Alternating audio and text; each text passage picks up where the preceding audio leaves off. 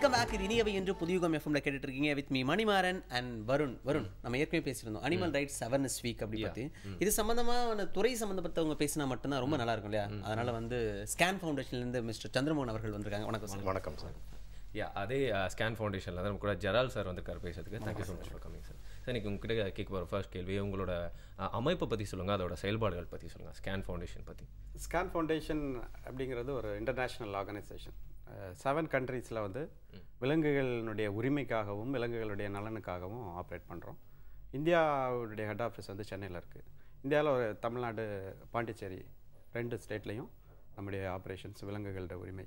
இதில் விலங்குகள் நலன் அதிகமாக, அனிமல் வெல்ஃபேர் அதிகமாக பண்ணுறோம். அனிமல் ரைட்ஸ் ஆக்டிவிட்டீஸும் நிறைய பண்ணிகிட்ருக்கோம். இதுதான் ஸ்கேன் ஃபவுண்டேஷனுடைய மேஜர் இதில் நிறைய ப்ராஜெக்ட்ஸ், ஒரு 30 ப்ராஜெக்ட்ஸ் வச்சுருக்கிறோம். ஒவ்வொரு குவார்ட்டருக்கும் ஒரு டிஃப்ரெண்ட் ப்ராஜெக்ட் பண்ணுறோம். இதில் அனிமல் லா சென்டருங்கிறது ஒரு முக்கியமான ஒரு பார்ட்டாக பண்ணுறோம். விலங்குகளுடைய உரிமை இருக்குது அப்படிங்கிற ஒரு விஷயத்துக்காக பல வகையில் அதனுடைய லாவை இம்ப்ளிமெண்ட் பண்ணுறதுக்கான அத்தாரிட்டிஸை நிறைய பண்ணிட்டு இருக்கிறோம். ஓகே, இப்படி ஒரு அமைப்பு இருந்தாலும் இதுக்கு ஒரு தனி செக்மெண்ட் வச்சு நிறையா வந்து டிவிஷன்ஸ்லாம் கூட இருக்கு போல இருக்கு இல்லையா? அது நம்ம இப்போ ரொம்ப வேகமாக போயிட்டு இருக்கோம். மனுஷனை பார்க்கறதுக்கே நேரம் இல்லை அப்படிங்கிறதெல்லாம் தாண்டி விலங்குகளும் ஒரு உயிர் தான், அதையும் நம்ம பாதுகாக்கணும் அப்படிங்கிற மாதிரி சார் சொன்னாங்க. எக்ஸாக்ட்லி. அது மட்டும் இல்லாமல் பார்த்தீங்கன்னா வந்து அவங்களுக்கு பற்றி நம்ம கேர் பண்ணாமல் இருக்க முடியாது இல்லையா? ஏன்னா அவங்களும் வந்து பார்ட் ஆஃப் த இக்காலஜி அப்படின்னு வந்தாச்சு இல்லை? ஆமாம், நம்ம ஏற்கனவே பார்த்துருந்தோம். இப்போ காடுகளில் வந்து விலங்குகள் இருக்குது, விலங்குகள் இல்லைன்னா காடே இருக்காது, காடு இல்லைன்னா நாம இருக்கோம். எல்லாமே வந்து ஒரு சர்க்கிள் தான். சார், இந்த ஸ்கேன் ஃபவுண்டேஷன் உங்களோட பார்ட் என்ன சார்? ஸ்கேன் ஃபவுண்டேஷனில் லீகல் சைடில் லீகல் டைரக்டராக நான் இருக்கிறேன். இந்த ஸ்கேன் ஃபவுண்டேஷன்ஸ் சவுத்து ஃபுல்லாகவே நாங்கள் வந்து ஆல் த ஸ்டேட்ஸு நாங்கள் எங்களுடைய பிரான்ச்சஸ் மாதிரி வச்சுருக்கிறோம். அங்கே எங்கெங்கெல்லாம் குராலிட்டி இருக்கோ அங்கே இருக்கிற பப்ளிக்கு we are have the toll free numbers கொடுத்துருக்குறோம். அந்த நம்பர்ஸ்க்கு அவங்க கால் பண்ணும்போது we are empanel the all the district head குவார்ட்டர்ஸில் எங்களோட அட்வொகேட்ஸ், லீகல் அட்வொகேட்ஸ் எல்லாருமே இப்போ இருக்காங்க. அவங்க அதுக்கு ஹெல்ப் பண்ணி அவங்க தே சால்வ் தர் ப்ராப்ளம்ஸ். ஸோ நிறையா சக்ஸஸ்ஃபுல்லான கேசஸ், மிட் நைட்லாம் கூட கால்ஸ் வரும். நாங்கள் எல்லாமே அட்டன் பண்ணி இருக்கோம். இப்போ ரீசெண்டாக கூட பார்த்தீங்கன்னாக்கா ஒரு ஊர் குளத்தில் வந்து திடீர்னு மீன்கள் எல்லாமே இறந்து போயிடுச்சுன்னு சொல்லியிருந்தாங்க. அதுக்கு உடனே இன்வெஸ்டிகேட் பண்ணி கேட்குறதுக்கு கொஞ்சம் ஜோக் மாதிரி இருக்கும். பட் இருந்தாலும் அந்த மீன்களுக்கும் போஸ்ட்மார்ட்டம் ரிப்போர்ட் வர்ற வரைக்கும் விடாமல் அந்த போஸ்ட்மார்ட்டம் ரிப்போர்ட் எடுத்து அதுக்கு அந்த ஃபிஷரிஸ் டிபார்ட்மெண்ட்டுக்கு போய் எல்லா ஆக்ஷன்ஸும் எடுத்து சால்வ் பண்ணி கொடுத்துருக்குறோம். அதுக்கு பிறகு தான் அந்த பாண்டை க்ளீன் பண்ணி எல்லாமே பண்ணியிருக்காங்க. அந்தளவுக்கு we are down to the earth all the persons we are working. விலங்குகளுக்கும் வந்து உரிமை இருக்கா? உரிமை வந்து எல்லா உயிரினங்கள் லிவிங் இன் ஹார்மனி வித் அனிமல்ஸுங்கிறது தான் கான்செப்டே இல்லையா? ஒரு குளோப், ஒரு உலகத்தை நம்ம எடுத்துக்கிட்டோம்னா அதில் ஒரு பார்ட்டு மனிதன், இன்னொரு பார்ட்டு விலங்கு, இன்னொரு பார்ட்டு இயற்கை. இந்த மூணுமே ஒன்றே பைண்டட் தான். இதில் நாம் மட்டும்தான் நினச்சிக்கிறோம் நமக்கு தான் சட்டத்தை வச்சுருக்கிறோம், சோகால்டு ஹியூமன் பீயிங் மட்டும்தான் இது வந்து சட்டம் இருக்குது அப்படின்லாம் இல்லை. எல்லாமே இருக்குது. எல்லா இயற்கைக்கு தனி. மரத்தை ஏன் வெட்டணுங்கிற ஒரு கேள்வி இருக்கு இல்லையா? அதாவது prevention of cruelty to animal act என்ன சொல்லுதுன்னா, ஒரு நாயை கல்லெடுத்தே அடிக்காத அப்படிங்கிறது தான். இப்போ நாங்கள் இப்போ சில இடங்களில் சொல்கிறது தான், பக்கத்து வீட்டில் போய் ஒருத்தரை அடிக்காத அப்படின்னு சொல்ல முடியுமா? அது வந்து ஒரு நமக்காகவே தெரியணும் யாரையும் அடிக்கக்கூடாது தேவையில்லாமல். அப்படி காமன் சென்ஸ். அது இந்த காமன் சென்ஸ் ஒரு ஆக்டாக போட்டால் எவ்வளோ கேவலமான ஒரு விஷயமா இருக்கும் யோசிச்சு பாருங்கள். பக்கத்து வீட்டில் அடித்தா 500 ரூபா ஃபைனு இப்படின்னு ஒரு சட்டத்தை போட்டாங்கன்னா என்ன அர்த்தம்? அடிக்கிறவன் அதிகமாக இருக்கான்னு அர்த்தம் இல்லையா? ஸோ விலங்குகளுக்கான உரிமையை பற்றி பேசுறதுக்கு ஒரு சட்டத்தை போட்டு வச்சுருக்கோம்னா, அப்போ விலங்குகள் எந்த அளவுக்கு ஒரு தேர்ட் ரேட்டடான ஒரு விஷயமா நம்ம கன்சிடர் பண்ணியிருக்கிறோங்கிறது ஒரு கேவலமான ஒரு விஷயம். ஆனால் நீங்கள் வெளிநாடுகளில் போனீங்கன்னா அந்த அனிமல் வெல்ஃபேர் பேசக்கூடிய எல்லா ஆர்கனைசேஷன்லையும் பார்த்தீங்கன்னா ஒரு அழகான ஒரு டயலாக் வச்சுருப்பாங்க. அதில் கீழே பார்த்தீங்கன்னா மகாத்மா காந்தி யாருன்னா நம்மளுடைய தேசத்தினுடைய தந்தை. அவர் வந்து விலங்குகள் நலனை பற்றி அங்கே பேசுகிறாரு. நம்ம அதெல்லாம் மறந்துட்டோம். வெளிநாட்டுக்காரன் அதை எடுத்து வச்சுருக்கிறான். ஸோ அங்கெல்லாம் ஒரு நேஷன்னா என்னென்னா அங்கே எப்படி அனிமலை ட்ரீட் பண்ணுறாங்க அதை வச்சு தான் அந்த நேஷனுடைய மாரல் ஜட்ஜ்மெண்ட்டே இருக்குது அப்படிங்கிறத அவர் சொல்லியிருக்கிறார். எக்ஸாக்ட்லி. நீங்கள் சொல்கிற மாதிரி பார்த்தீங்கன்னா ஒரு ஆம்பளையோட கேரக்டரை பற்றி நீ எப்படி புரிஞ்சுக்கணும் அப்படின்னா அவன் வந்து தன்னோட பெட் கிட்ட எப்படி நடந்துக்கிறான் பாரு அப்படின்னு சும்மா சொல்லுவாங்க. அதே மாதிரி தான் நீங்கள் சொல்கிறதும் இருக்குது. அதில் பார்த்தீங்கன்னா நீங்கள் சொல்லும் போது நிறையா உரிமைகள் வந்து சிதைக்கப்படுது. இப்போ இதில் வந்து விலங்குகளின் உரிமையோட மனிதனுடைய ஒரு அரகன்ஸ் எப்படின்னா, இப்போ நான் ஒரு தவறான ஒரு வார்த்தை, ஒரு கெட்ட வார்த்தைன்னு வச்சுக்கோமே, நான் பேசுகிறேன்னா திடீர்னு பேசிட முடியாது. அது ரொம்ப நாள் ப்ராக்டிஸில் இருக்கக்கூடிய ஒரு விஷயமா இருக்க முடியும் இல்லையா? எல்லாமே அப்படி தானே. ஒருத்தர் நான் கோவப்படுறேன்னா இன்றைக்கி புதுசான ஒரு கேரக்டராக வந்திருக்காது. இது என்னுடைய ஒரு கேரக்டராகவே ரொம்ப நாளாகவே வாழ்ந்துக்கிட்டு இருக்கிற ஒரு பழக்கமாகவே இருந்திருக்கும். இப்போ ஒரு நாயை ஒருத்தன் அடிக்கிறான்னா அவன் ஒய்ஃபையோ குழந்தையோ அடிக்கிறதுக்கு தயங்க மாட்டான். இது சைக்கலாஜிக்கலான ஒரு எஃபெக்ட் அது. ஸோ மனிதன் வந்து எல்லா விஷயமுமே அனிமல்கிட்டேருந்து தான் கற்றுக்கிறான். அதாவது இப்போ அனிமல் அசிஸ்டட் தெரப்பியே வந்துருச்சு. இப்போ சைக்கலாஜிக்கலாக அஃபெக்ட் ஆன குழந்தைகளுக்கெல்லாம் ஒரு நாயோட சேர்ந்து ஒரு ட்ரீட்மெண்ட் கொடுக்குறது, வயசானவங்களுக்கெல்லாம் ஒரு ட்ரீட்மெண்ட் கொடுக்குறது. நாங்கள் அதெல்லாம் ப்ராக்டிஸ் பண்ணுறோம். ஓல்டேஜ் ஹோமில் எல்லாம் போய் இந்த மாதிரி அனிமலோட பழகுங்க, அவங்களுடைய ஸ்ட்ரெஸ் லெவல் குறையுது, இந்த மாதிரியான விஷயங்கள்லாம் பண்ணுறோம்.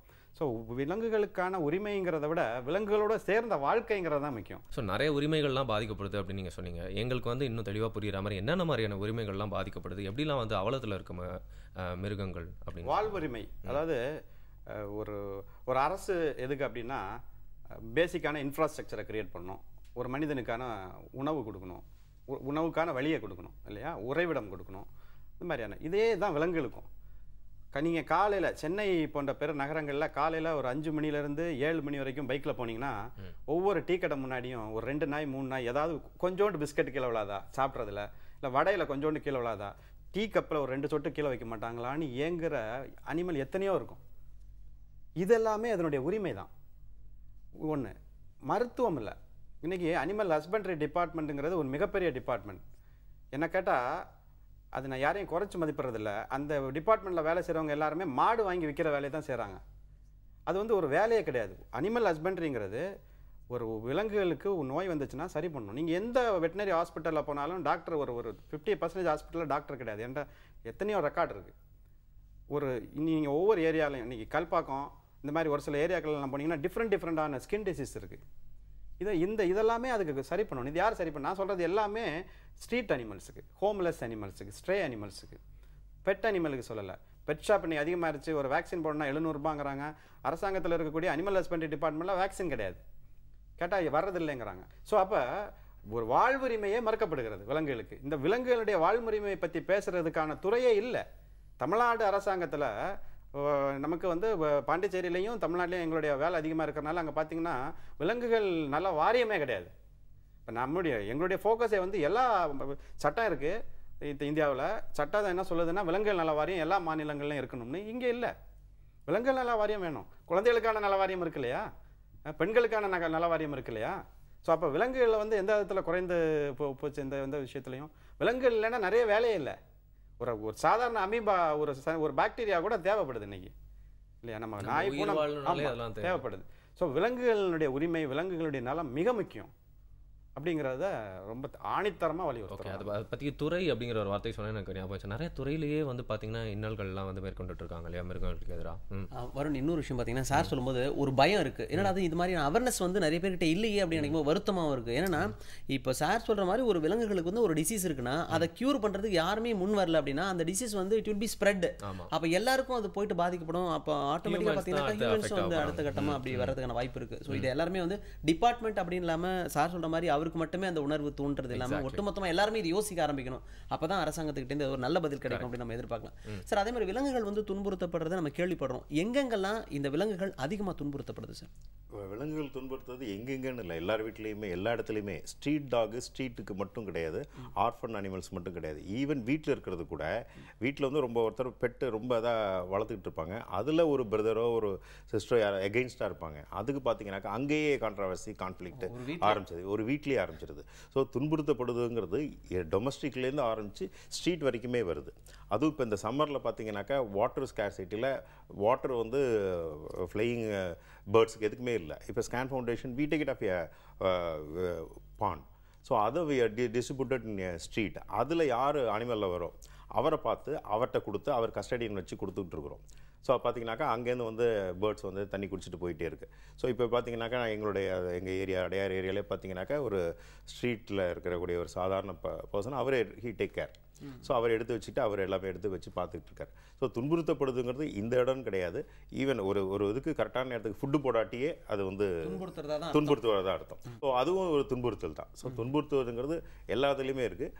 சின்ன பிள்ளைங்கள்ட்ட ரொம்ப அதிகமாக இருக்குது, அவங்களுக்கு அதனுடைய இது தெரியவே இல்லை.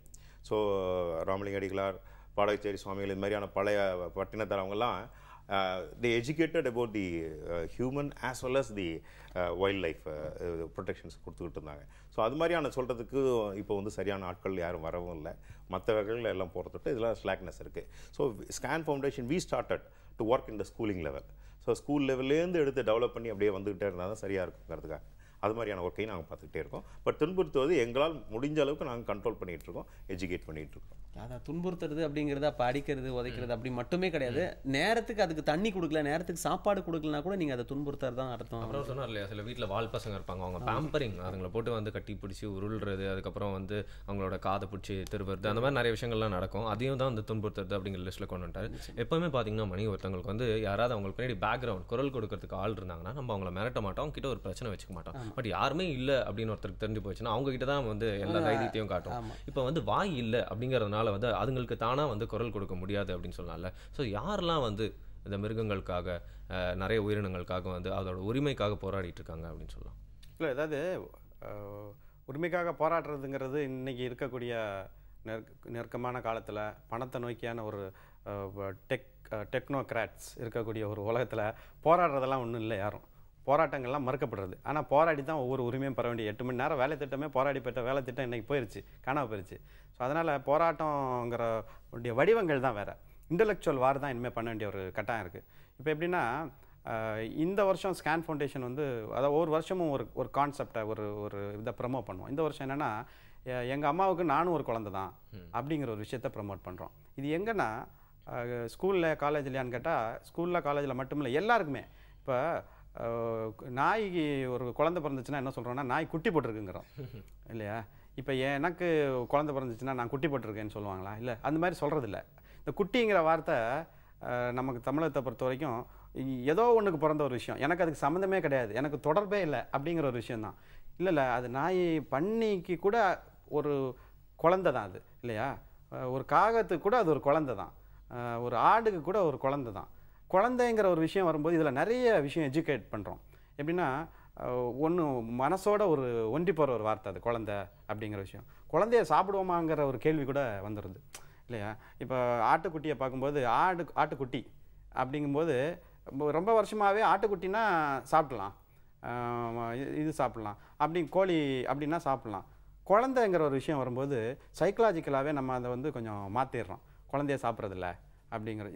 இந்த இது வந்து ரொம்ப சக்ஸஸ்ஃபுல்லாக போயிட்டுருக்கு. ஒரு இந்த ஜூனில் பார்க்கும்போது ஏறக்குறைய நிறைய பேர் வந்து இந்த கான்செப்டை எடுத்துக்கிறாங்க. இதில் நிறைய ப்ரமோட் பண்ணி நிறைய பேம்ப்ளெட்ஸு, நிறைய போஸ்டர்ஸு, நிறைய சோஷியல் மீடியாவை இதுக்கு யூஸ் பண்ணியிருக்கிறோம். நிறைய ஸ்கூலில் இந்த ஹியூமன் கிளப்னு ஒன்று ப்ரமோட் பண்ணுறோம். ஒரு இன்டர்நேஷ்னல் கிளப் அது. அந்த ஹியூமன் கிளப் மூலமாக இந்த இதை ஸ்கூலு, காலேஜஸ்ஸு, கம்யூனிட்டி கிளப்ஸு, இந்த மாதிரி நிறைய இடங்களில் இந்த எங்கள் அம்மாவுக்கு நானும் ஒரு குழந்தை தான் அப்படிங்கிறத ஒவ்வொரு உயிரினமும் அதனுடைய குழந்தைய வச்சுக்கிட்டு பேசக்கூடிய வார்த்தையை பண்ணுறோம். அதே மாதிரி மதர்ஸ் டேங்கிறது மனிதனுக்கான மட்டுமே இல்லை, எல்லார் மதரும் இருக்கும் அப்படிங்கிறது இந்த மதர்ஸ் டேல அதை செலிப்ரேட் பண்ணோம். இந்த மாதிரியான விஷயங்களை ப்ரமோட் பண்ணிட்டு இருக்கிறோம் இந்த ஆண்டு. ஓகே, அவர் சொன்ன அந்த விஷயம் எனக்கு ரொம்ப பிடிச்ச. மதர்ஸ் டே அன்னைக்கு பார்த்தீங்கன்னா எவ்வளோ மதர்ஸ் இருக்காங்க இல்லையா? எல்லா உயிரினங்களுமே உங்களுக்காக தான் படைக்கப்பட்டிருக்கு இப்படின்னு சொல்லக்கூடிய ஒரு விஷயங்கள் எல்லா மதத்துலையும் அது இருக்குது. நீங்கள் கொண்டு சாப்பிடலாம், அதில் ஒன்றும் தப்பு இல்லை. சுப்பீரியர் ஆமாம், அப்படி நம்ம தான் பெரிய ஆள். மனிதன் தான் இருக்கிற ஜீவராசிகள் எல்லாம் எந்த விதத்தில் பெரிய ஆளுங்கிறத யாருமே அங்கே எக்ஸ்பிளைன் பண்ண தயாராக இல்லை. இப்போ நான் வந்து ஆஃபீஸுக்கு பக்கத்தில் பார்த்தீங்கன்னா ஒரு புறா வந்து முட்டை போட்டுருந்துச்சு. முட்டை போட்டுருந்து அந்த கீழே அந்த விறகு மாதிரி எல்லாம் அடுக்கும் பார்த்துருக்கீங்களா, அந்த கூடு கட்டும், அதுக்கு மேலே முட்டை போட்டுருந்துச்சு. இதை யாரோ ஒரு அம்மா தெரியாமல் அந்த கூட்டுற அம்மா கூட்டி விட்டுட்டாங்க. அந்த முட்டை வந்து கீழே விழுந்து உடஞ்சிருச்சு. இது ஆண்புறா என்னென்னா அந்த முட்டையை பார்த்துட்டு 2 இறகால எடுக்கிறதுக்கு ட்ரை பண்ணுது அந்த உடஞ்ச முட்டையை. இதை நிஜமாவே இதை ஒரு உணர்வு ரீதியாக பார்க்கும்போது ஒரு குழந்தை இல்லையா, அந்த குழந்தை ஒரு உயிர், அதோட குழந்தை ஆண்புறா. இது சைக்கலாஜிக்கலாக நான் ரொம்பவே இதை அஃபெக்ட் ஆகிட்டேன். என்னென்னா அந்த அம்மாவுக்கு தெரியாமல் தான் பண்ணியிருக்காது. பட் அந்த அம்மாட்ட அதுக்கப்புறம் சொல்லி அதுக்கப்புறம் என்ன ஆச்சுன்னா, அந்த பெண் புறா வந்து முட்டை போட்டிருக்கு, இன்னொரு முட்டை. இந்த கீழே இருந்த அந்த விறகு, அந்த வீடுங்கிற அந்த விறகெல்லாம் போயிருச்சு. இது ஒவ்வொன்றா தூக்கிட்டு வந்து அந்த ஆண் புறா அதுக்கு அந்த காலு கீழே வைக்குது. அப்படியே வீடியோ எடுத்துருக்குறோம். இந்த வீடியோவை பார்க்கக்கூடிய யாருமே புறாவை வந்து துன்புறுத்தணும்னு நினைக்க மாட்டாங்க. நான் எதுக்கு சொல்கிறேன்னா, இந்த மாதிரியான எஜுகேஷன் சிஸ்டம் எல்லாமே இல்லை நம்மகிட்ட. இன்னொன்று அந்த வெட்டினரி காலேஜஸில் கூட நீங்கள் பார்த்தீங்கன்னா ஒரு ஆடை 4 ஆடாக்குற எப்படி, 2 கோழியாக 4 கோழி ஆக்குறது எப்படி, இந்த மாதிரி ஆமாம் பிஸ்னஸ் ரீதியாக தான். நீங்கள் இப்போ சென்னையில் மிகப்பெரிய ஒரு வெட்டினரி காலேஜ் இருக்குது.